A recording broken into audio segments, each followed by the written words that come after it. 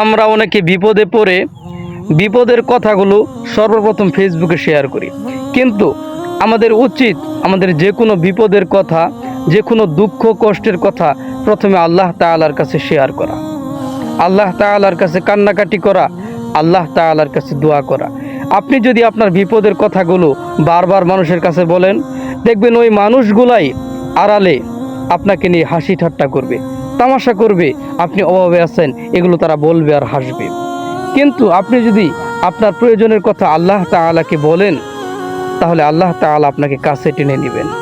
একটা জিনিস মনে রাখবেন, আপনার কণ্ঠনালী যত কাছে, আল্লাহ তাআলা তার চাইতে বেশি আপনার কাছে।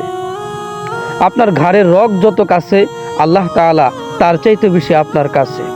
যে বান্দা আল্লাহ তাআলার কাছে প্রয়োজনের কথা বলে না, আল্লাহ তাআলা তার প্রতি রাগান্বিত হন। সম্মানিত ভাইরা, এই জন্য যে কোনো বিপদে দুঃখ কষ্টে সর্বপ্রথম আমরা আল্লাহ তাআলাকে স্মরণ করব, আল্লাহ তাআলার কাছে কান্নাকাটি করব। আল্লাহ তাআলা বলেছেন, ও আমার বান্দারা, তোমরা আমার কাছে দোয়া করো, আমি তোমাদের দোয়া কবুল করব।